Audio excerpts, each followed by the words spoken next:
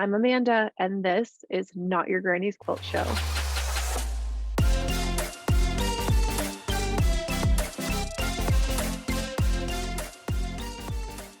Hello, everybody. Welcome to today's episode. I would like to introduce you to our guest. We've got Brooke Stambersky of Brooke's Bitchin Stitches today. She, like me, began her quilting journey about 6 years ago. She's always been crafty and creative, and she dove headfirst into quilting, which we'll hear all about. She is also designing patterns, which is fantastic. And her series that she has started is called Home, and she's adding all of the 50 states. So hopefully your home state comes out soon. Otherwise, you can head to her website and check all the cool stuff out. And that being said, let's enjoy Brooke. So you're learning baby lock stuff. I've never used baby lock. So what is like, because I hear so much about it. So like, what is the draw for it? Like what makes people love it so much, I guess? It's funny for me. I haven't been sewing for very long. I've only been sewing for about 6 years. And a friend of mine took me to our local fabric store, and they sell Bernina and Janome and Baby Lock. And prior to even walking into that store, I never used a sewing machine. I don't know how to sew a button. I don't know how to hem pants. I still don't to this day. Yeah. You're My like, husband does all of that domestic stuff. Anything related to the machine, I've got you covered. But oh my gosh, hand stuff I can't do. And so we go into the store, the fabric store. And I'm talking to one of the young ladies, and I'm telling her, I really have no idea. I do all this different type of crafting. I've never done sewing, never done quilting, but I want to try. And my mom had said, for your birthday, I'll get you a sewing machine. So the young lady showing me different models, and I said, I'm looking for something. I'd love to do some machine embroidery. I think it's cool. I have no idea how to do it. And also have a sewing machine. So she took me to Baby Lock, the Baby Lock section. And she told me that Baby Locks were extremely user-friendly, especially for beginners. So she showed me this, it was a Baby Lock Verve. And it's got a 4x4 embroidery frame, very tiny, but, enough to kind of learn and play around with it. And it's got a, very small digital screen. And I thought, yeah, this is perfect. So I bring it home, and that was, the rest is history. That was the first stitch and was on the machine that I brought home. Wow. That's so cool. Yeah. Well, I think user-friendly is underrated, I guess. I don't know, because we have Berninas, and my mom has always had a Bernina machine. Like her machine that she's been sewing on is as old as I am, if not older. And so we just recently, in the last couple of years, have gotten some newer machines. We have an Artista 730, which isn't new, but it's new to us. And then we were like, oh, this is so cool. We can do embroidery. So we do labels for people's quilts if they want it. And which is really fun. And it's got some bigger hoops. And so we've done some bigger projects. And then we got something 530. I can't remember the number all of a sudden. Anyway, and that does even better embroidery. And, because my mom was like, I've been using my personal machine this whole time. Like the business needs to buy me one. I'm like, you're right. And so there's a bunch of buttons and labels with no labels. And I'm like, I don't know what I'm clicking. I don't know why this button is a triangle when it does this thing. Like, Exactly. Hence the class I signed up for Baby Lock, because I had upgraded to an Altair. So it's got, like that iPad type user interface, very intimidating. And I spent a lot of time on YouTube. YouTube is my friend, as well as Facebook videos that people post. And I learned on the computer, but just like you, there's these symbols. And they're random. I have no idea what they mean. And I thought, you spend quite a bit of money on these machines. I'd love to know what that button actually does. So that is my journey the next 3 days, taking this Baby Lock course. It's virtual, which is awesome. There's only about maybe 13 people in the class. It's very small and intimate. and we just go section by section. So today was very basic. This is how you turn your machine on. This is how you use, the buttons on the main screen. And then I'm really excited to get into the machine embroidery because I use machine embroidery a lot. And there's a lot of things that I'd like to improve upon in my skill. And I think if I learn what these buttons mean, it's going to get me there. Right. Yeah. You're like, please. Right, exactly. Please help me. Tell me why this isn't working correctly. Right. I know. It's that like, oh, right. I have to take some time to take classes. Like that's another, as a business owner, like I'm sure it's kind of like, oh, okay, well, got to take some time off work and I've got to put some things aside and it's part of the job, right? Like any other career field. Sorry, go ahead. Oh, that's okay. It's like fine tuning. We're sharpening our pencils all the time because there's always something new coming out in the quilting world with technology and new tools and notions. And we want to make sure that we are, if someone says something to us, we know what they're talking about and we're able to share new tools and really cut down on time that we're, I kind of think AccuQuilt comes to mind, to be honest. The amount of time that I save by using my AccuQuilt cutter is fantastic than when I was cutting manual. Right. Which takes a long time. And it's my least favorite part besides binding. Me too. I'm not good at measuring. So reading a ruler, even though I'm an engineer, here's a secret about me. I do not know how to read a ruler. So, you get the creative grids that goes down to the eighths. And even when I'm cutting, you're using your ruler, I tend to shift that ruler ever so slightly. And with my AccuQuilt, it's always 100% every time. And it helps me.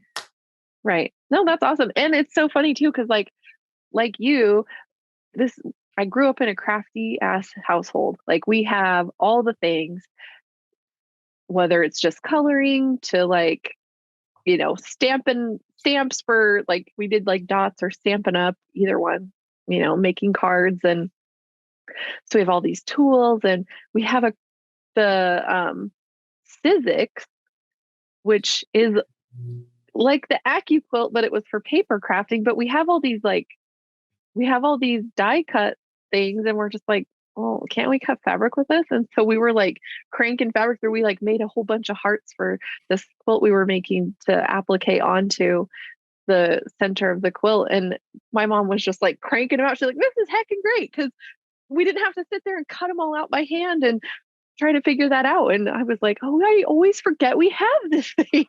So it worked? Yeah. Really? Yeah. So how many layers of fabric did you have when you were using it? And also tell me, which Sizzix machine do you have? I don't know which one it is. It's like one of the first ones. It's like a little white and red, thing. And you crank it through and it's got the like plates that you put in. We've had that thing since I was like early middle school. And she just kept it because it's like you spend all this money on it. And we also both have like first or second generation Cricut machines. So you have like the separate cartridge and like the like specific keypad like cover that you put over the keyboard so you know which buttons to push. And like we've used that for fabric, but it's a little trickier because the blade's dull. But yeah, I think she did like back to your question of how many layers.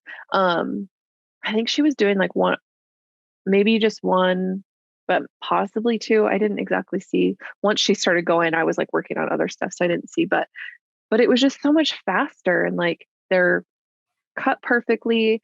It was great. I'm like, this is basically an AccuQuilt. She was like, I know.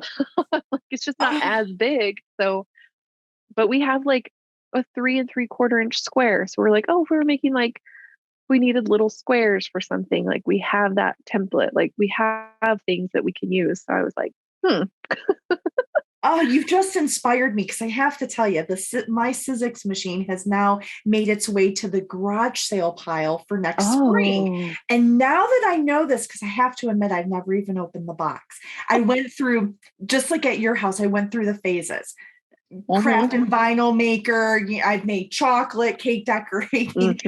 yeah. And the rooms of my house show these phases that I've gone through, especially the closets.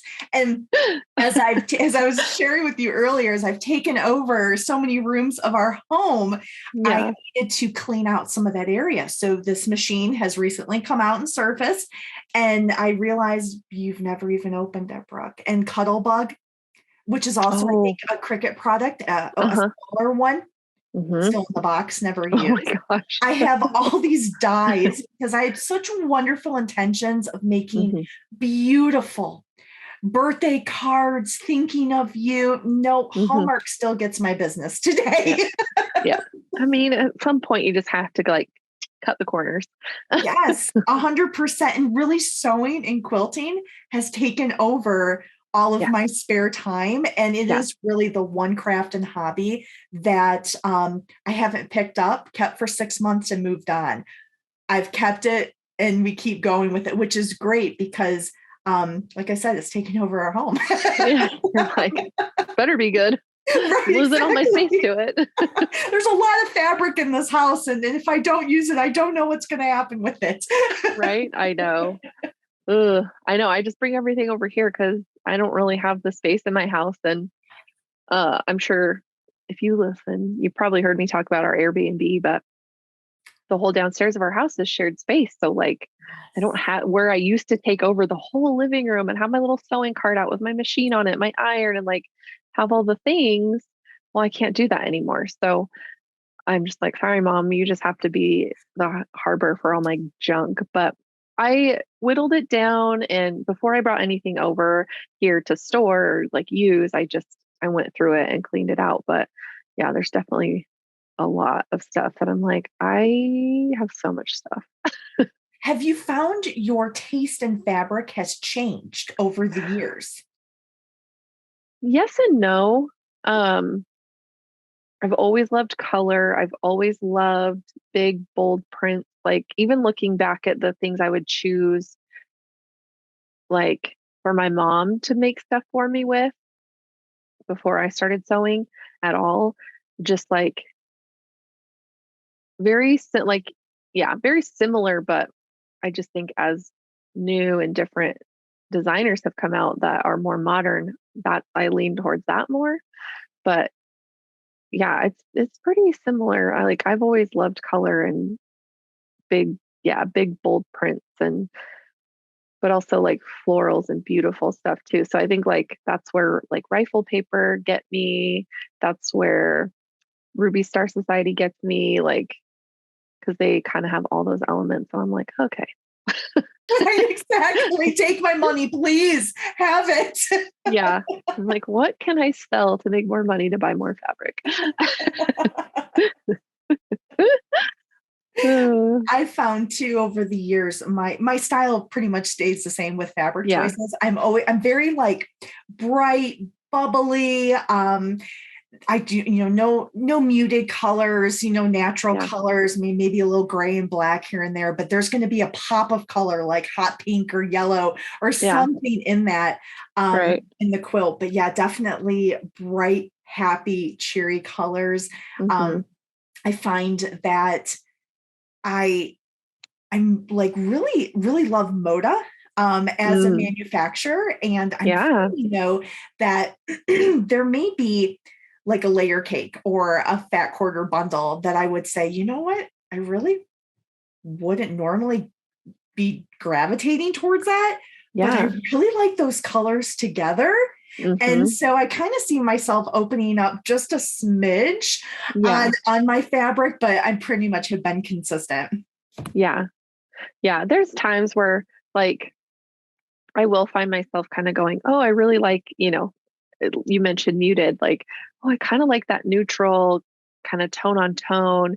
And so I'll kind of pick some of that up. But then, my very next project or my very next purchase is like Tula Pink, or, something super bright and fun and full of color and busy patterns. And, I have so many loves because there's just too many good designers out there right now. And it's really painful Yes. to not be able to buy all of it. I am trying to cut down too a little bit because I'm like, okay, I got to use what I've got, but also quit designing good stuff all the time. Exactly. And, you think about it too, especially what we've experienced the last couple of years with fabric where it's hard to reorder. And so when it's out, the quantity that's out there is all that's out there. So it's you're like, you get that urge. You're like, I have to. You think about it. You're like, no, I'm going to wait. And then you're dwelling on it all evening. And then the next morning, bam, you're making that purchase online. And it just feels so satisfying. I am truly a fabric collector. It is something that I love. I love going to a fabric store. It's therapeutic to me. It used to be Target. Target used to be very therapeutic to me. But now it's a fabric store. And, just going and walking around and you're thinking, okay, I could do this project, that project. And it just feels so good. And I find myself that has become another hobby for me is purchasing fabric and hoarding fabric.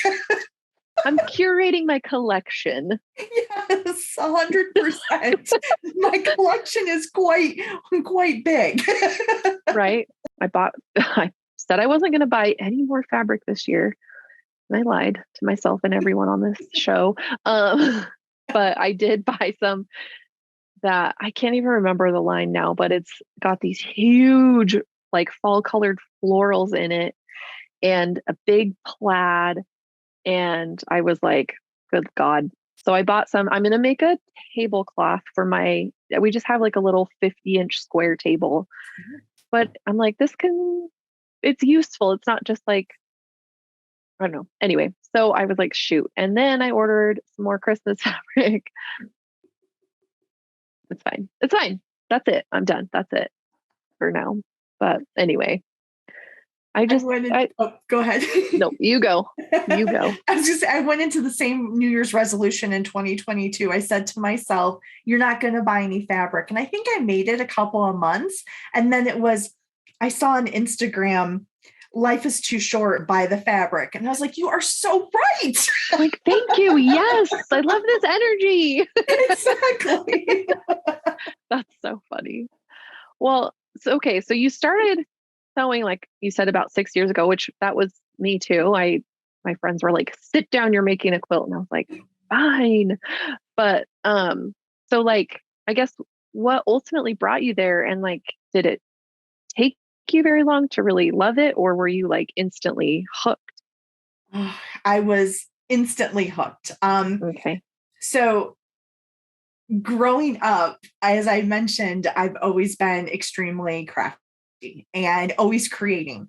And I remember my grandmother teaching me how to do hand embroidery when I was a young girl. And so my summers, when she would visit, I would sit and I would make pillowcases with her.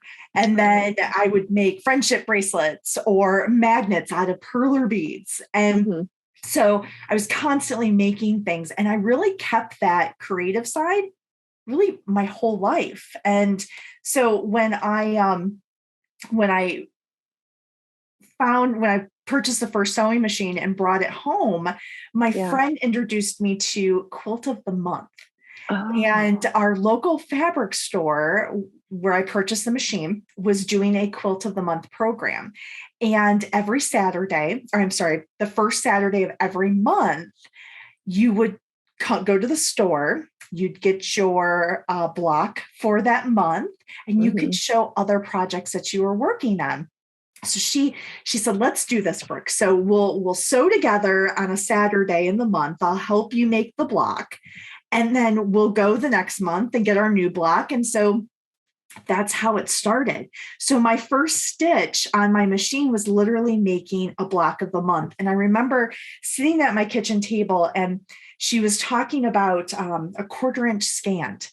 And she was saying squaring up the block. And I was like, what are you talking about? I have no idea what you're saying. And now I laugh thinking about it, because now it's just common verbiage that that we say. but I absolutely loved it. The Quilt of the Month program, it was pretty, let's say maybe like 10 by 10 blocks. So they were smaller size blocks, but using my engineering brain and the patterns that they gave us was extremely thrilling to me. I just dived right in. Like I really loved it because I was using the creative side of me, but also making a block was like making Legos and putting together Legos I used to as a child. Right. So it was literally making Legos using fabric and creating something with, color and different hues of colors and different fabrics. And so that's really how the obsession started. And I remember her saying to me, Brooke, when you start this particular craft, you're going to fall in love with fabric. You're going to buy a lot of it and you're going to love it. And she's 100% right, because I really do love this. And so I joined the block of the month. I did it for the first year, made my first quilt. And along the way, I would start bringing in other projects and just YouTubing and Googling terms and attending a quilt class on how to make a quilt at that particular store. And just 6 years later, here we are. And now I'm writing my own patterns and, just kind of taken everything really, I think, to the next step and the next level for me personally. Yeah. Oh, that's so cool. I know, it's like, I've always loved fabric because my mom has always had it around and it's always been a part of my life, but I never really was like, I never got into sewing. I would pick things and then be like, you make it. But yeah, I think it just fueled the fire even more. And I was like, oh no, but yeah, I'm with you. And the first time was so hard for me, but also like, I didn't want to quit. I like seeing the finished product. I was like, okay, I can do this. And to your point, it's like tapping into that creative side, kind of letting your inner child play a little bit in a more sophisticated way, I guess. But it can also be just this fun because you're constructing something and you get to see the process of how it comes together. And you're like, oh my God, I made that. I loved it. And if I didn't know what a scant quarter inch was. So, I would get my seam ripper out and I'd take it apart and I would try again and just keep trying again and trying again. And I remember the first time that I made a 9 block and my corners actually were correct. And it was so exciting. I mean, you just stare at it and you're like, I did it. I absolutely did this and I can do this. So coming from, home ec in 7th grade, many, many years ago, and learned nothing in home ec on how to sew. That just was not my sweet spot at all. Fixing a vacuum cleaner at that age was more my sweet spot than sewing. And then here we are today. It's actually it's a really great journey. And I remember too, hearing about layer cakes, jelly rolls. And I was like, wow, those are Danishes. Like, I really need to try these in the quilting world. I'm going to make beautiful things. I'm going to have desserts too. And then I realized like, no, it's fabric, Brooke. Yeah. Mona's way of saying, here's some delicious fabric. Exactly. And I love it. Yeah, I know. Like the first time I saw a layer cake, I had been gifted one. My friends got me some for my birthday and they're like, oh, this layer cake. And I was like, what? They're like, it's the stack of 10-inch squares. And I was like, noted. Thank you very much. And, but yeah, it's like, and I love buying layer cakes because they're so versatile. Me too. I love it. And it fits with the quilt patterns I design because they're pixelated. I 2.5-inch squares are what I cut. So running a 10 or layer cake through my AccuQuilt is easy peasy, couple swipes, and I've got a quilt ready to go. Yeah, that's fantastic. So, okay. So then what got you into designing your own patterns? Like how long before you were like, all right, next? So designing quilt patterns was actually really not something I had considered until last summer. Okay. So it literally fell into my lap, so to speak. So my husband and I, we were preparing to visit Michigan. Michigan is home for me. And Okay. he said to me one night, he said, Brooke, do you have a quilt to take home to Michigan with us? And that would be really cool if while we're visiting Michigan, we took pictures of a quilt that symbolized Michigan in various parts of the state. Yeah. And I thought, well, at that time, I actually had designed a pixelated state of Michigan quilt. And I designed the quilt in EQ8, but I never actually made it. So that night I thought, well, let me visit that pattern again. And I looked at it and I was like, okay, I have 3 weeks to complete this before we leave for Michigan. And I accepted the challenge. I thought, okay, I can do this. And so I created my first pixelated pattern design, which was a state of Michigan, based on that original design that I had made a few years prior. And with this particular quilt, because it was Michigan, I put my absolute heart and really a thoughtful process into the fabric that I selected for that quilt and where I placed my 2.5-inch squares in that pixelated design. So if you've seen my Michigan quilt, it's called the Mitten State. I chose blue and teal colors to represent the Great Lakes. And then I had various shades of gray for the state of Michigan. And the fabric that I actually chose for that quilt symbolized Michigan. So if you go to my website and you look at the cover, or the quilt that's on the cover of my pattern for the Mitten States, the fabrics that I chose are going to be lighthouses. You're going to see Petoskey stones, which is Michigan State rock. You're going to see apple blossoms in fabric, which is Michigan State flower. I also threw in some football themed fabrics for the great college football teams of Michigan and Michigan State. And there's other fabrics that represent the state of Michigan. And I also place these fabrics in specific locations. So like the lighthouse fabrics, they're actually placed where lighthouses are in the state of Michigan. Oh my or gosh. Where I went to college.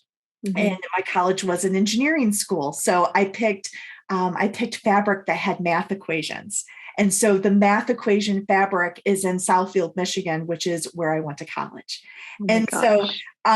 Which is a lot of fun. And all of my patterns are like that. You can get very creative and personal. But this quilt was symbolic to me because not only was it my first quilt pattern design, but it represents my love for my home state of Michigan. So I finished this quilt and we went home to Michigan, and the quilt literally went on a Michigan tour. And if you follow me on Instagram, you can see this, that the quilt went to my elementary school. It went to my high school, my college. It went to the city where my family is from. And then it went up to Mackinac Island, which is in the upper portion of Michigan. And so those photos that I took are within my quilt pattern. And so there's some fun, really pretty pictures in the pattern. And I actually do the same thing for all of my patterns. I visit the states that the pattern is representing and take photos of the quilt in the state. And I use those photos in the pattern. Oh my gosh. Yeah, that is so fun. Cool. That is so cool. I mean, I looked at your site and I looked at all the things. I'm like, they're beautiful. And I'm like, okay, I'm waiting for Idaho. I mean, I know there's Idaho quilts out there, but I'm like, I'm waiting. No, it's fine. And then when you come visit Idaho to take pictures of your quilt, you can stay in my Airbnb. Yes. I would love that. And we can take pictures of the quilt and it can be on the cover because I love that. I do realize there's going to be a point where I'm not going to be able to get to the state.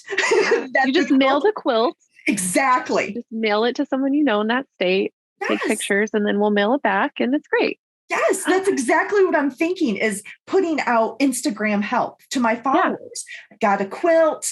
Can I ship it to you? Can you take photos, and your photo will Yeah. be on my cover? That's kind of what I'm thinking. Because as much as I would love to visit every state, from a timing perspective, it's a little impossible. So I'm, got to Yeah. think of other ways to do it. But it's very important to me to share the quilt in that particular state. And then in my pattern, it'll actually tell you pattern photo taken at this location and this Yeah. city of that state. Oh my gosh. Well, I mean, you have to come to Idaho, so just put Yes, that on your calendar. I But will. I love that idea. And I think like, I know I said it a million times on here and I'm not ever going to stop saying it, but like the quilting community is the coolest community. And I really feel like when you do reach out, people show up in like tenfold of what you think. And I can guarantee you're going to get takers like immediately. I hope so. I'm excited for it. So right now, I'm actually finishing up Georgia. So I'm going to Oh, QuiltCon in February. So okay. I'll take some photos in the Atlanta area. So Mhm. Georgia will come out soon, but the cover photo is going to be a little bit different Mhm. until I can get to Atlanta. And then working on West Virginia, which will also be released by the end of the year. And then we'll be going into Kentucky and Florida and Texas. I've gotten some Ooh, requests lately, so I thought, well, I'm listening to my viewers and my Instagram followers, and yeah, we'll just start tackling those states as well. that's awesome. Oh, I'm excited. What a cool thing. I love your concept of like pixelating everything and then you can really, yeah, you can personalize it. And I love that you were so intentional with your Michigan like I fabric loved placement. it. That is so cool. Thank you. Thank you so much. You think about sports teams. Hmm. You think about maybe there's a with South Carolina that I have out right now, and someone's a Clemson fan. What a Hmm. great opportunity to do orange and purple and Right. maybe quilt that, or maybe college colors, Hmm. or a lot of my quilts are, I do research on the state. To think about, what is the state flower? What's a state Hmm. bird? What type of land is the Hmm. state? I think West Virginia, great example. Um, the nickname for it is the natural state. So that'll be the name of my pattern. I Mm. usually go, the nicknames of the states are the names of my patterns. And I was doing some research because I've never been to West Virginia, looking at photos. And the color concept I chose was fall colors because Mm. West Virginia has the Appalachian Mountains. Hmm. And with fall time, and I love the fall colors Hmm. in the mountains. So I thought that's what we're going to do. It's going to have Yeah. fall mountain colors. So West Virginia is going to be that. But as a quilter, you can pick any colors or any type of hues of colors or types of fabric that you may want when you're doing my patterns. That is so cool. Well, for Idaho, you can choose either the gem state or the potato state. So I would vote for gem. You're not thinking maybe like some brown and brown and More cream brown, more color. brown, and more brown, and brown and brown. Exactly. No, I it's so love funny. that. Yeah, very brown. The gem state though would be Yeah. perfect. You could use, like emerald and ruby and Mhm. jade. Oh, how beautiful. I love Yeah. that. We have a ton of granite, and therefore we get a lot of garnet. And so, yeah, anyway, there's some beautiful stuff here. I love South that. Southeastern Idaho is kind of dry, grassy, and like desert, but then the farther north you go, it's like mountains and foresty, and there's lakes, and it's just gorgeous. But yeah, anyway, enough about Idaho. Um, well, that's so cool. So you said you designed it in EQ8, or so do you use digital design software? Do you sketch it out first? Like, what's your process like when you're designing your pattern? So my design process is very much on the engineering side of my brain, and I definitely put that into action. I plan each quilt as I would a project. Okay. So the quilt walks through a journey, planning, designing, executing, and then at the end, celebrating my completed project. Um, so for me, because of the way that I think, I can't move to the next step until first step is completed. So it's very much a thought process. So I complete step A and then I move to step B. And that's just the way that I think. Yeah. With the home pattern series. So that is the name of the 50 states that I'll be doing. It's home pattern, and the pixelated quilt patterns, as they're focusing on specific states within the US. These patterns, they come in a throw size, and they also come in mini quilt patterns as well. So Oh. you've got your throw size quilt, which is your large state. And then the mini quilt patterns is you'll have the word home, and then the O will be the state. Oh. Or you can make one of just the state and it's a smaller. And my thoughts are is that people could collect various states, maybe where they're from, where they've traveled, and they could make a throw size quilt from the minis. Oh, that's so smart. Yeah, so very cool. So what I do is I use EQ8. And so my piecing for my large throw patterns, or for the smaller minis, those are applique. Everything is made in EQ8. So once I select the state, I begin creating the pattern, and it's based on the shape of the state. And my patterns are very beginner friendly. So when I'm designing, I'm always ensuring that I'm designing the pattern that can be made by all quilting skill levels. So I'm constantly thinking, okay, this is, let's think beginner, someone who's just starting out, and I want to make sure that these patterns are very easy to understand and follow, and also create from them. So once I design the quilt in EQ8, I actually make all of my quilts that I design. And I do that because it allows me to test the pattern before the pattern is actually officially printed and released to customers. So once I finish making the quilt, and I make the quilt top, and actually sandwich it and do the quilting and everything. Once that's done, the quilt goes on a photo shoot, so to speak, to the state, gets those wonderful pictures. And then I come back and I populate those pictures and I complete the pattern process, and then the pattern goes off to print. So the actual designing process for me doesn't take a lot of time. What takes the bulk of the time is me actually creating the quilt and testing my pattern. Sure. Okay.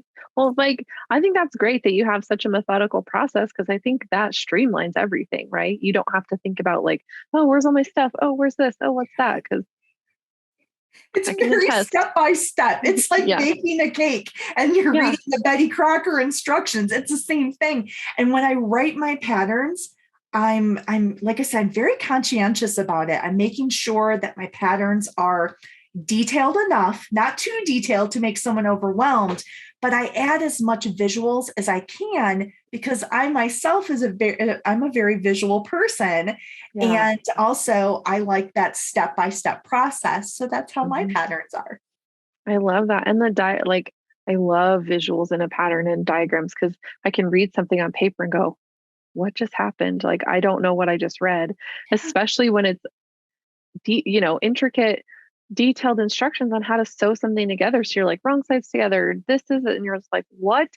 But if I can see it, I'm like, oh, duh. And then I can just do it. I don't have to think about it. But I mean, I'll double check. Obviously, I'll read the directions too. But the coupling of that, I love when patterns have that. So Me too. it's Me too. it's so helpful.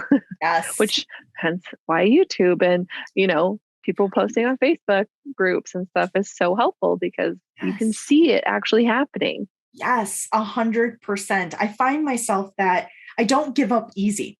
So if I read a pattern that someone has written and I have no idea what's happening, I'll YouTube it. And I've been very lucky. Most people have made videos on all my questions and I can get it answered. But if there's something that comes up that really intimidates me, the next thing I do is wait for a class and see, is there going to be a class, either virtual or in person, that I can attend that will help me in all my questions on these intimidating projects that are out there? Yeah. Ooh, that's a good idea. It's, it can be tricky, but yeah, I love our digital age that it's so easily accessible. Yes, especially with COVID. I Hmm. think the virtual classes really came about over the last couple of years and have allowed Right. us to attend courses all over the world from home, and being able to be in our own sewing rooms and our own sewing spaces. I Hmm. think is great. Now I have to admit, I miss retreats.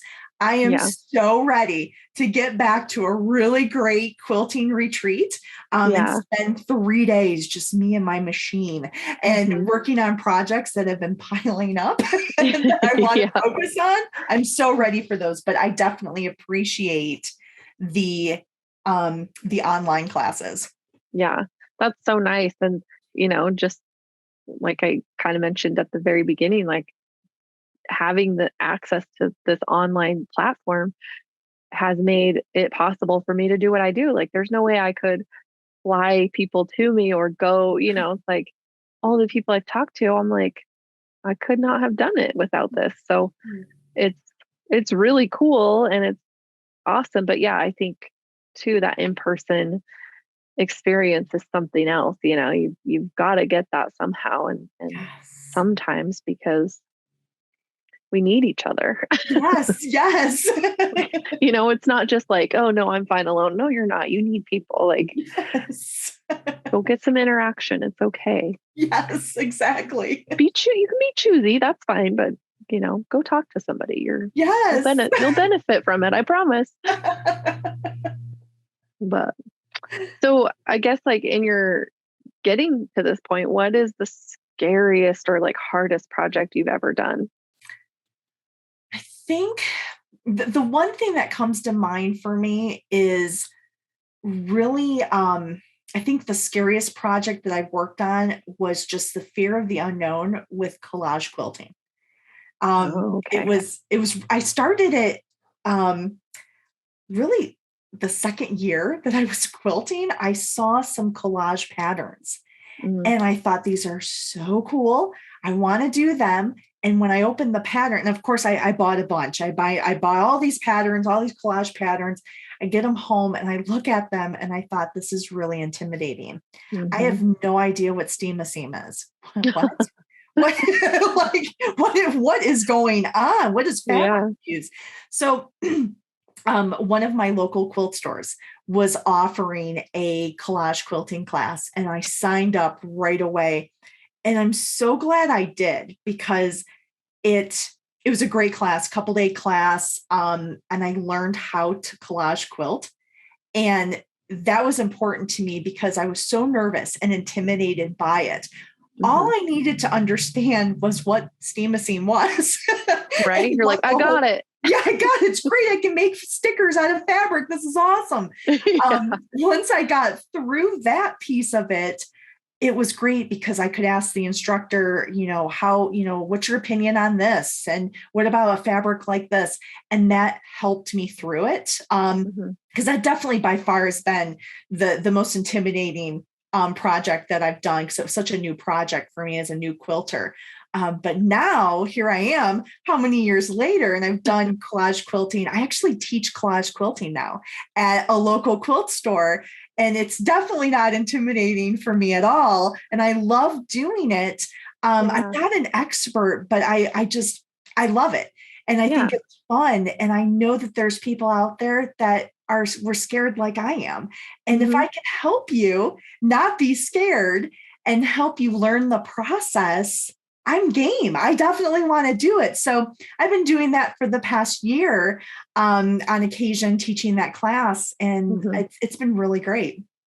That's so fun. Yeah, collaging, I still haven't well, that's not true. We kind of did one Well, no, we did. It was a dog face, like a German Shepherd. Yeah. And this lady, her daughter lives here, but she's from California, but she was like, I'm up here, like, can you make me this quilt? And we're like, sure. And that was scary, but we didn't take a class. We just kind of, my mom's done enough stuff that she can just figure most things out. Wow. But that was the first time we do like collaged anything. And the lady had brought us like a bag full of the bandanas that he would get from getting groomed. And so we used those pieces of those in building his face. And, we had to include some other fabrics and stuff, but it was like more of a wall hanging size, but we just bordered it out to make it a quilt, more of a lap quilt. And it turned out really cool, but it was one of those things where it was like, maybe we don't love this. Maybe not for other people, but I can see how doing it for yourself and kind of creating your own art pieces and even following a pattern, it gets to be uniquely yours because of your fabric choice and your placement. So anyway. Yes. 100%. I love that idea of doing a dog wall hanging. Oh, Yeah. that's so cool. She's like, and she had her dog with her when she brought her stuff over. She's like, this is him. We were like, oh my gosh. So like getting to meet the dog and then be like, okay, we can do this. Oh, I love it. What a great idea. What a wonderful thing that you could do for her that she'll have Right. forever. I love that. Yeah. Yeah. So that's, but again, I see collage quilts are, I don't know who the designer was of the ones you got, but Laura Heine is really big up here. And Yeah, that's who it was actually. okay, Yes. I was going to say, usually Yes. that's like the case with collage quilts is it's a Laura Heine, but our local shop, they have a lot of classes too for collaging those because people are like, I don't know what I'm doing, but I'm going to come learn. And it's just so fun. Like if I'm working, because it's the shop where I work, but I'll like sneak in there and kind of see what everybody's doing. And everybody's turns out so different, but they're so cool. And I'm like, okay, maybe I need to do one of these one time. Yes, I highly recommend it. I picked my first one I did. Of course, I pick a very challenging one because that just kind of fits with me. Sure. I picked the perfect form, so it's the Okay. female bodice, and it was so hard, so difficult, in making sure how was I going to make a woman body out of fabric, and so keeping that in mind, but it was one of those projects that I worked on it for the 2-day class. I brought it home and it actually sat for a few months. And it just kind of sat there and just brainstormed a little bit.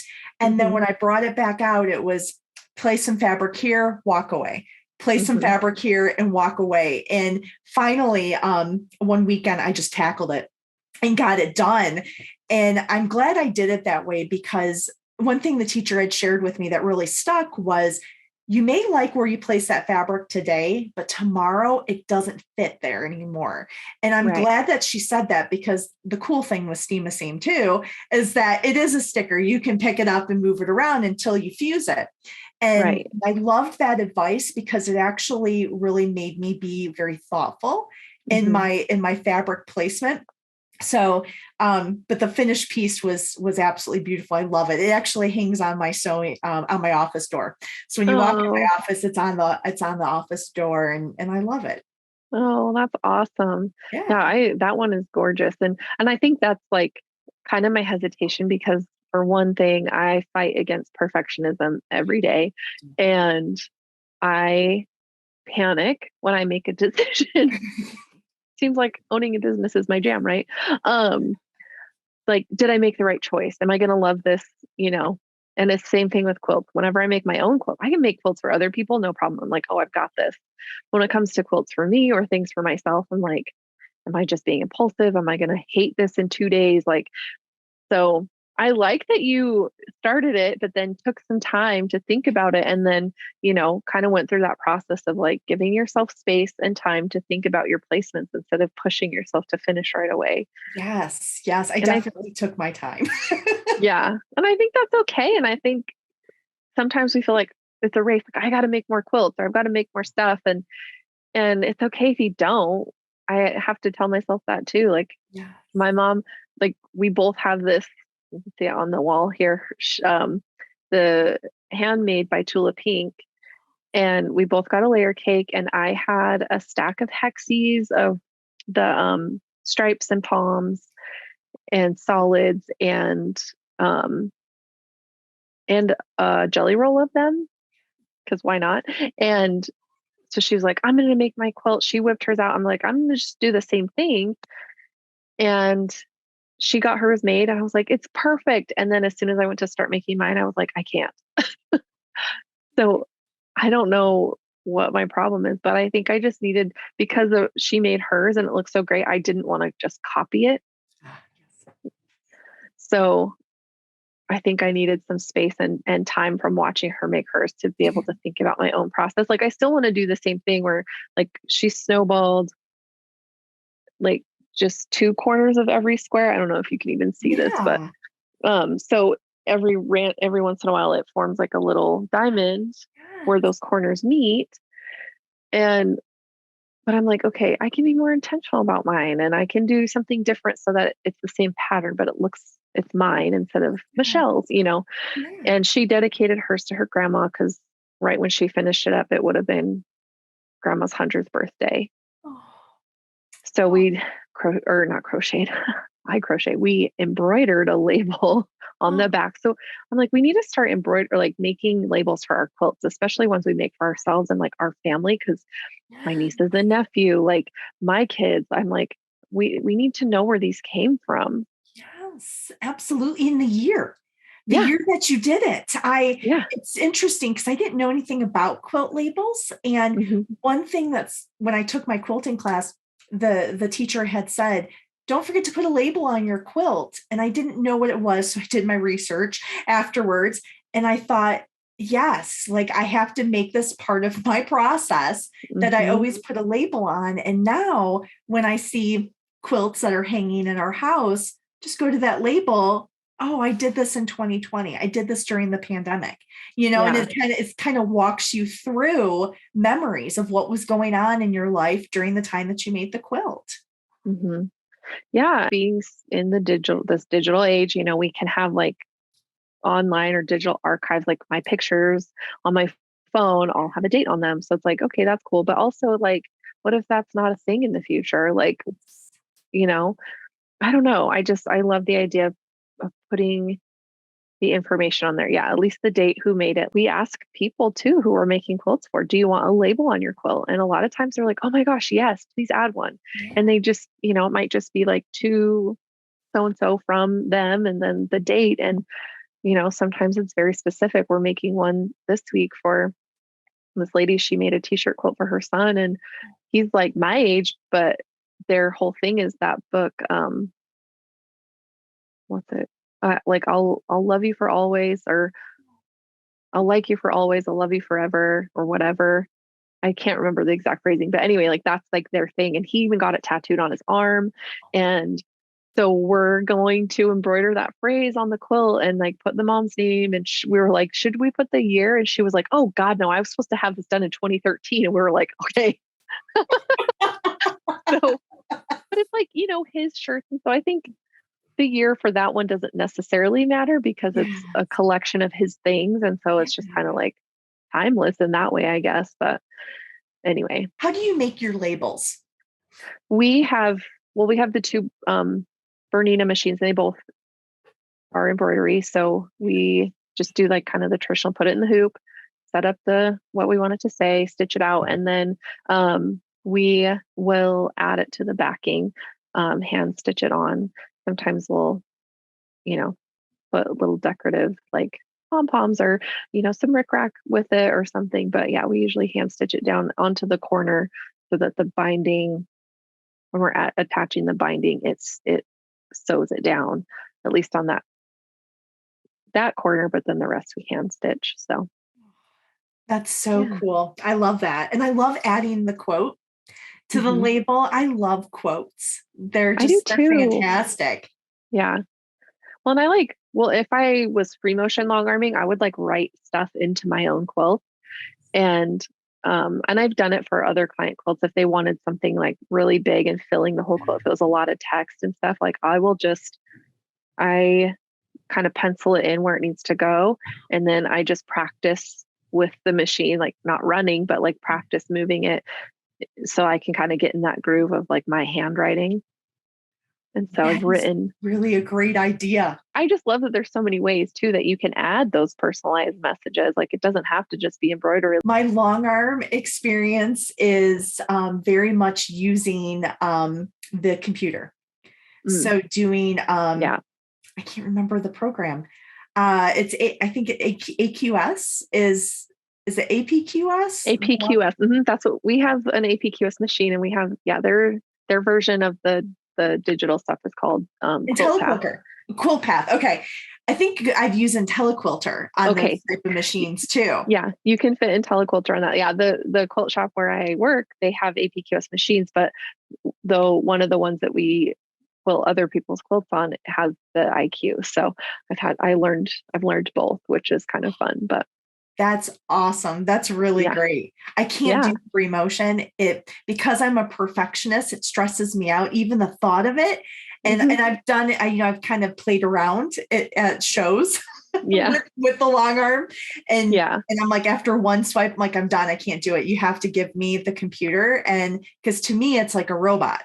I'm I used to in my early days of my career, programming the robot to quilt is something that I can wrap my brain around. And I love it. I absolutely love long arming. I think that it's so satisfying. And it's interesting because I know a lot of quilters, we collect the top quilts that haven't been, we collect the tops, and a lot of quilts don't actually get quilted. And it's amazing because I think it really, quilting a quilt makes it look completely different. It gives it a personality. Yes, 100%. And I love it. And then putting that binding on is just like the sprinkle on the cupcake. It just finishes it off. And it's satisfying for me to be able to say, okay, another quilt done. Let's move to the next project. Yeah, no, seriously, like there is something to be said for that, like putting that final bit to the quilt. You're just like, oh my gosh, I love, because there might be, if you've ever worked on a quilt top for longer than a few days, then it can get kind of old and you're just like, am I done with this thing yet? Like, can I just be done? And you kind of start to get sick of looking at it. And then you quilt it and you're like, I'm just kidding. I love you. Right. Exactly. I didn't mean any of it. Yeah. For me, it's a face. I'm sorry. Exactly. I still love it. Yeah. For me, it's binding. I really don't like to bind. It just, I don't either. Not good at it. And so once I get it quilted, I want to hurry up and be done with it. Yeah. And binding, it's just not fun to me. It stresses me out. But it's amazing though. The binding is so needed to finish off the look of the quilt. Yep, it just frames it out. Yeah. For my own quilts, I just do them all by machine because I'm just like, I don't care. Like, it's good, and it's going to stay on there longer. Honestly, like, I don't know. I agree. I'm not a hand quilter at all. No, I've gotten okay at it, at the hand binding, just because I've had to for client stuff. But for myself, I'm like, I'd rather stitch it on by machine and know that it's done and know that it's secure. Yes. And some projects call for it, but for the most part, I'm just like, no, just get it done. Get that binding on there and be done with it. Go wash it and snuggle. Like, yes, I love that. Next, so do you have a lot of quilts in process, or do you have to do one quilt and then start on the next? For myself personally, I'm a one at a time gal. I can't. Me too. I can't think about more quilts, but for the shop, we will have multiple in progress, just because we have, people dropping off long arming. And then because I'm with my mom 3 days of the week, we really try to maximize that time, because with two of us, we can really whip out a lot. And so she'll be working on something, I'll be working on something else. And we just kind of have multiple things happening at once, just varying stages of the process. And, but yeah, personally, I'm like, I can't. I need one project at a time. And I have had unfinished quilts while I'm working on other stuff, but it's like, I think something I've actually, how do you say that? I do have a quilt hanging up in the closet upstairs that literally just needs the binding, but I'm not super excited about it. So I've just kind of like out of sight, out of mind did it. Mhm. Um, but I am currently working on my Christmas quilt, and that is like, I can't think about anything else right now. So I, anyway, Yeah. what is do you have multiple projects? Like, what do you? No way. I can't handle that with myself. Yeah. It goes back to that systematic process in my head. Mhm. I have to finish quilt 1 before I move to quilt 2. Now, in between those, I'm purchasing fabric, I'm purchasing batting and everything for Right. the next project. So when I finish quilt 1, number 2 is ready to rock and roll. It's already designed. I just got to start cutting and going. Right. But yes, it is satisfying to me because I have a list of all the Mhm. projects that I want to accomplish in a year. And it's satisfying to me to put the green sticker next to the quilt name, because that means to me, you finished it, you're Yeah. done. And that just, I love that. That Mhm. feeling, it's just pure satisfaction for me. Yeah. Now I will have a quilt project and an embroidery project going at the same time, because to me, they're a little separate. Right. So I'll have like a Kimberbell bench pillow that I'm doing embroidery on, and then I'll have a quilt that I'm Sure. focusing on. But that's the max. Right. It's But also fascinating though, it watching really the is. embroidery machine. I mean, I It's, I'm a big fan of Kimberbell, and so mhm. watching just some of the stitches that my machine is doing, it does fascinate me. But I'm always worried: am I going to break a needle? Is the needle going to end up in my I'm like, eye? should be wearing safety glasses or Right, something. Like, exactly. I'm a little close to some machinery that can really do some damage. It doesn't stop me from like getting stupid close though. I'm like, what is wrong with me? I know. I'm the same way. Sometimes I'll see my hands and I'm like, you need to back up a little bit. You're a Mhm. little bit too close to that I'm needle. like, ooh, probably shouldn't do that. Yes. And now that I've like punctured myself, I'm like, okay, I kind of keep my fingers a little back. I'm like, no, Right. like, injury, but also like very, very small on the scale of like how bad it could have been. Absolutely. 100%. Have you injured yourself at all? Like, I mean, I'm I afraid to tell you because no, but I'm just don't afraid say it. that Don't say it then. right. Don't say it then. I don't want to jinx you. I'm afraid I'm going to curse myself because I need to bind a quilt this afternoon. And yep. So we're not going to say it. We'll just go with silence is nothing. Great. That's awesome. And it's probably nice that you use AccuQuilt for cutting out most of your stuff, because then you don't have the rotary blade needles, the rotary blades next to your fingers. Yes. I've Because nicked that myself. makes me nervous. The rotary blade. I remember when I first started using it, my friend who would sew with me, Uh-huh. she said to me, Brooke, make sure you hit the button and close your rotary blade. And I, at the beginning, I was like, why? I keep using it. Let's just use it. We'll leave it open. Mhm. And it's funny because I laugh at how naive I was, at that particular time. And now I'm so careful. I'm constantly hitting the close button on my rotary Mhm. cutter because it could drop on the floor. I could pick it up and not pay attention because Mhm. those blades are sharp. They are so sharp. Now you have to be careful with the dies though, Yeah, true. because I've got the Studio 2, Okay. and those dies are sharper than Okay. I had the Go Electric. And I was cutting 2.5-inch squares for a pixelated state, and I went to stand up and I placed my hand on, and it wasn't a lot of weight that I was putting on it, but just Right. enough when I was standing up. And I was like, I'm bleeding. It was one of those things where Like, I cut myself. I'm bleeding. yeah, I right? couldn't believe it. And then I put my finger and kind of ran my finger over it. And I was like, wow, this is really sharp. So they're more sharper in the Studio 2 version of the dies than the Goes. Okay. It's like crazy how many dangerous things we have to use No, to do this thing that everybody's like granny craft. Oh, you're making quilts, you're a granny. I'm like, listen, no, there are weapons that's involved. exactly right. I bleed a lot, okay? Because if it's not the rotary blade, it's the pins. Yes. Or stepping on a seam ripper. I don't know. Oh, for me, it's the long arm pins Yeah. with the Yes. zipper. Yep. That is like They, a whole different classification of quilt yes. notions. Yes. Those needles are like the length of my hand. Of course, I'm They're exaggerating, huge. but they're huge and they're so sharp.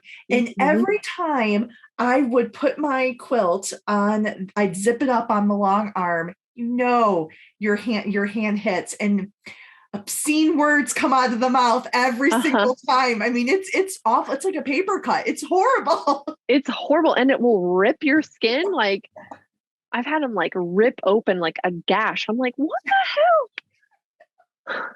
It doesn't happen as often because I think like I pin them in a way that I'm like, okay, I know if I hold it this angle and zip, then it's not going to Yes. bump me. But like if I'm zipping a quilt on that someone else has pinned, I'm always like, because everybody does it just slightly differently, right? Like Yes. how they hold the fabric and how they pin it through. And so you have to be so careful. But on my own, like I feel confident zipping my own, like the quilts I have pinned onto the machine Yes. mostly without injury. But Yes. if someone else pinned it, I'm like, I don't know. Ooh. A little dicey. It really is. Yeah. Oh, yeah. It's just funny. Like people act like it's this old lady thing. And I'm like, it's really not. I know that's kind of where it came from, but it's really not. Like there's hard stuff involved and Yes. you have to be smart and you have to be creative and you have to be willing to bleed and sweat and cry and let's and spend lots of money, unfortunately, but Yes. it's fine. We have our war stories. We know. Exactly. Exactly. You I haven't don't need to walked in prove my myself, shoes as a quilter. right? Yeah. You don't even know. But also like I don't need to prove it to anybody else. Like the proof is in the product, right? Like Yes. so I don't know.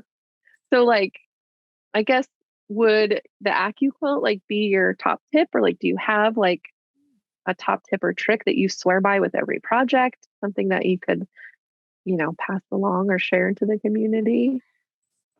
I think my top tip is planning. Mm. I think for me is, if I plan a quilt and I'm taking into consideration how much fabric I need to buy and what colors and reading the instructions as well. I've found where if I'm not reading the instructions, sometimes I miss some things from step 1 to 5, and I end Mhm. up having to get the seam ripper out and start again at step 1. So I think the biggest thing for me for my tips are planning and then reading the instructions. Very basic. I love that. Like keep it simple, right? Yes, absolutely. And it's amazing what reading instructions can do for you. It can save you a lot of time. Hmm. But also, sometimes patterns will give you tips in those instructions. Hmm. And I think it's a game changer. So, yeah, just keep it simple. Yeah, I love that. Well, I mean, speaking of your quilts and all the things that you're doing, a really cool thing that has come up for you is that you were featured in Quick and Easy Quilts magazine. So tell me, how did that come about? And like, were you so excited? Was it nerve wracking? Like what? I, this is so cool.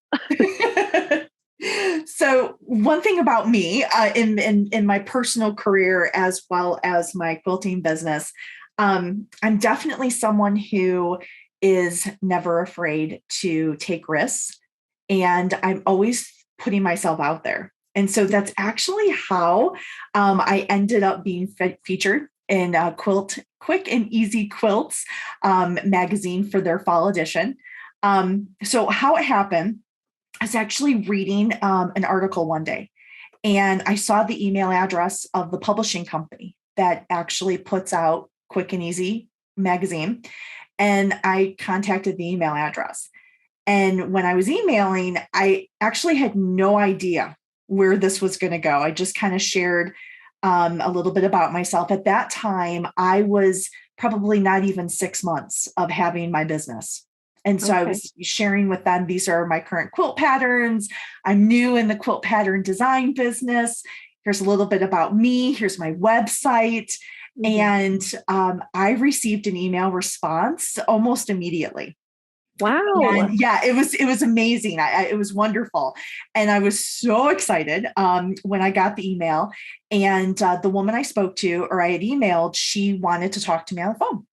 And so, in our discussion on the phone, she was telling me that Quick and Easy magazine was going to be preparing for their fall issue, Mhm. and they were going to be featuring patterns that were pre-cut friendly, pre-cut Okay. fabric friendly. And so she said, your patterns, can you make them from pre-cut fabrics? And I was like, absolutely. You can make it from jelly rolls, from layered cakes, charm packs, everything, because 2.5-inch squares. Mhm. And she said, would you be interested in being featured in the magazine? And she said, these are the requirements.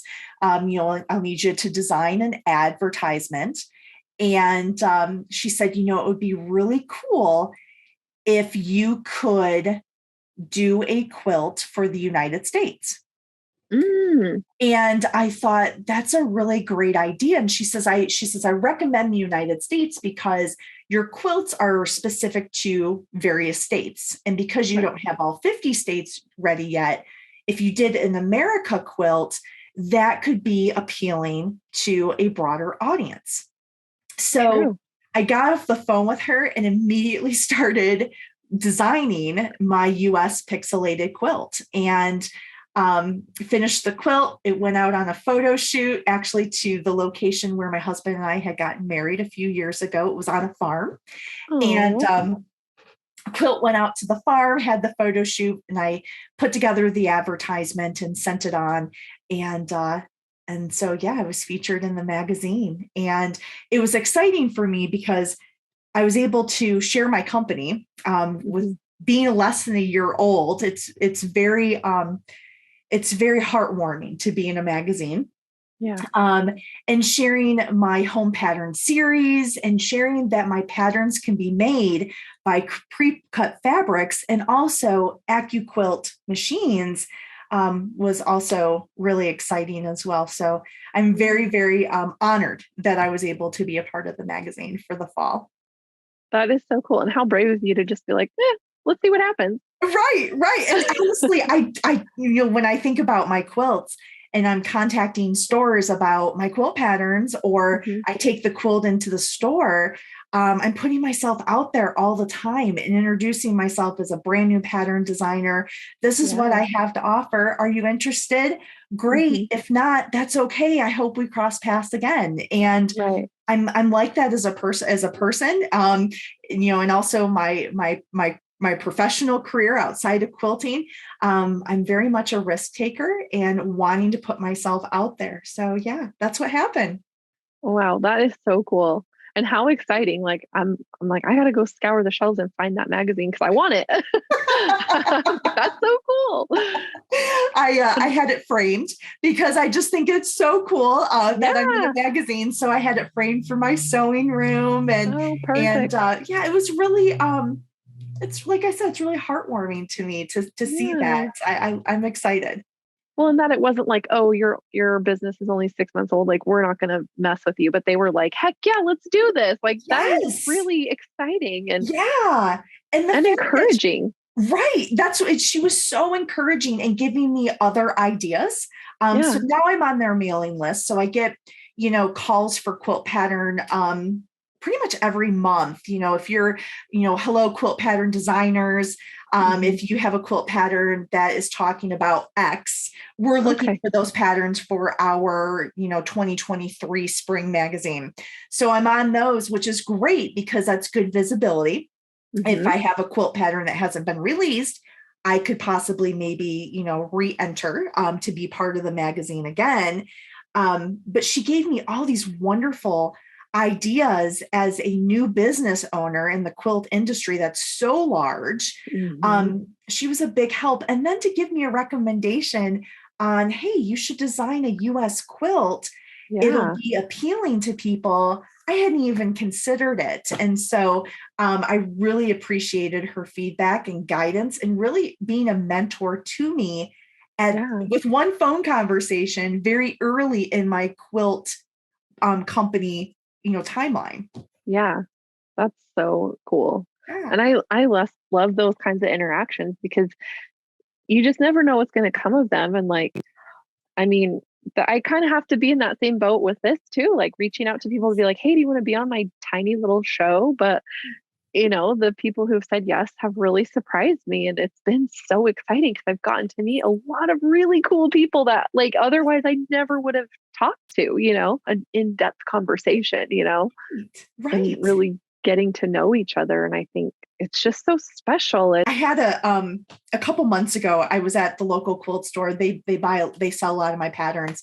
Mm. And this woman came up to me. I was delivering a set of patterns to the quilt store. And she said, are you this quilt designer? And I said, yes. And she says, will you sign my quilt pattern? And I Oh, almost started crying because it touched my heart. And I thought, I'm like almost crying right now. right? Like, that's so I was cute. like, yes, I will. And it was so exciting that she asked me to do that for her. And I left the store and I thought, oh my gosh, I just felt really good, warm and fuzzies. That was Yeah. really, really nice. And I appreciated that. Yeah. Just like being seen and you're like, your work matters to somebody. You're like, oh my Yes, I God, that's know. so cute. That's I so know. I thought it was sweet. really cute. Yeah. Oh my gosh. I love that. I'm like, oh, I'm going to buy a magazine. I'll mail it to you. I'll have you sign it and then you can send it back to 100%. me. Absolutely. That's such a good idea. So smart. So smart. Oh, I love that. Oh, how cute. And like so endearing. And it just probably like for me, that would just like give me encouragement to keep going, Yes. Like Yes. what I'm doing isn't a waste. Not that you would ever think that, but like I tend to be like, what am I doing? Am I wasting my time? Like, then I'm like, no, look at all the beautiful quilts that people have in their homes or Yes. were able to gift to someone because they couldn't necessarily do it themselves, but I was able to help them and That's right. it means something. Yes, it does. You have a talent and you want to share your talent. And I think that Yeah. that's fantastic. And you're sharing your skill and Yeah. you're giving something to somebody that they will have forever. Yeah. Yeah. And like same with your patterns. Like clearly your engineering brain is serving you well and in both arenas. And I love that you're a mechanical engineer. My little brother who's getting married, his fiance is a mechanical engineer too. So I was like, oh yay.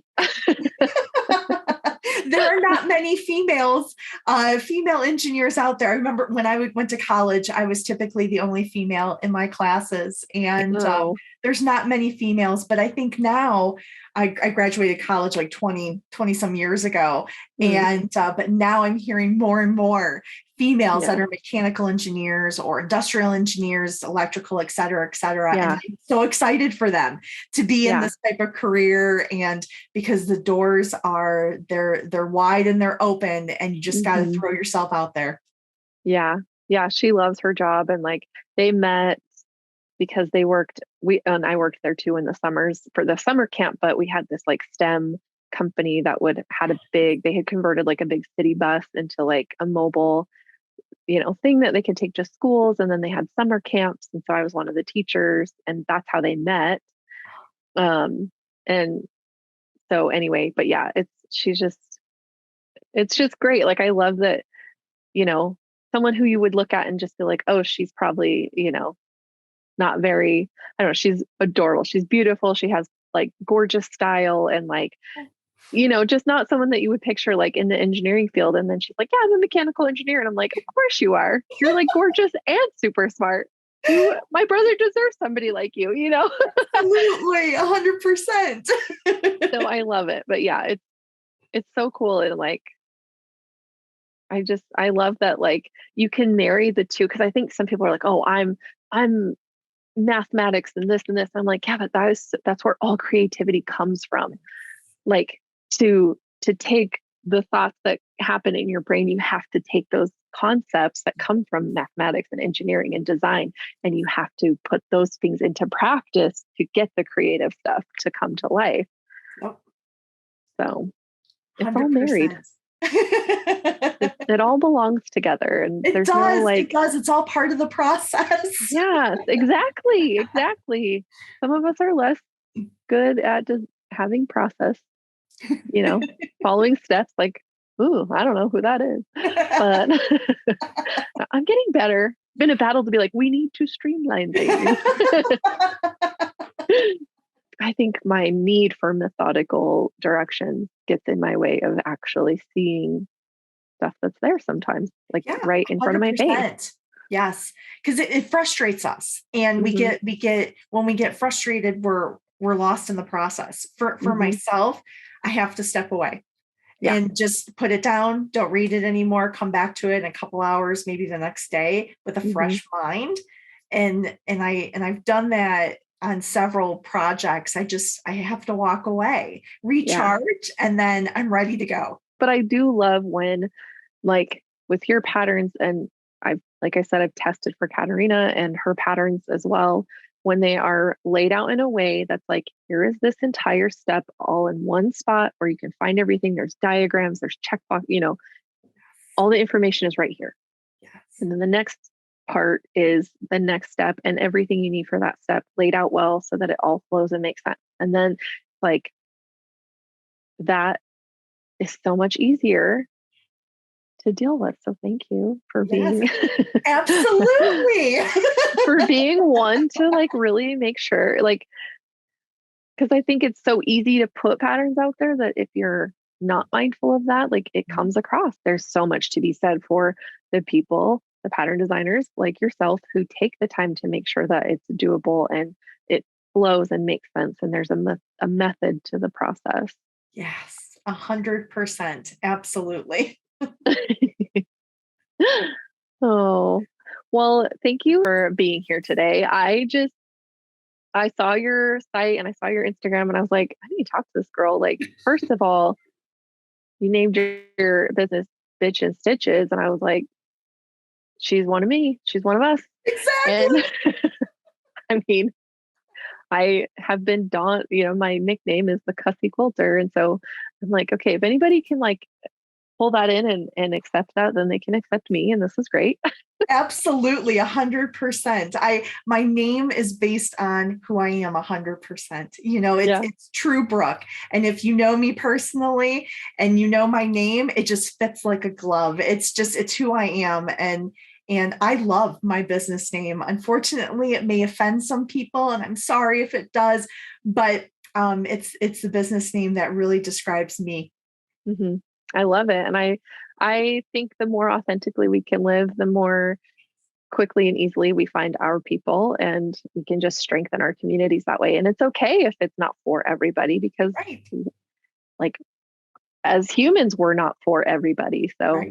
you just got to find your people. And I definitely think we are each other's people. So Yes, I think so too. I love it. We should make a pattern together. Our processing is so in line. I know. Oh my gosh, that would be so fun. Yeah, let's do it. Okay. I'm I love excited now. it. Yay. Woohoo. Well, in the meantime, can you share with our listeners where they can find you online? Yes, of course. So you can find me on my website, www.brooksbitchinstitches.com. I'm also on Instagram, Brooks Bitchin Stitches, but you're going to want to drop that I on the Bitchin. And I'm on Facebook as well, and the same Brooks Bitchin Stitches, but you got to drop that I on the Bitchin, and that's where you'll find me on my 3 platforms. Perfect. And I will link those in the show notes so that people can just get you in one click. Um, Yeah. And otherwise, thank you so much again for joining me. And I'm so excited to see all the different states come to life. And I'll be waiting for Idaho. And Absolutely. then you can come stay with me and it'll be so fun. I would absolutely love that. We can have a weekend of collaboration and good Yeah. process building. And I Hmm. appreciate you so much inviting me to be on your show. It's been an Of honor and course. a pleasure. Oh, yay. Thank you so much. Absolutely. Enjoy the rest of your day. Thanks. You Thank too. you. Bye. Bye.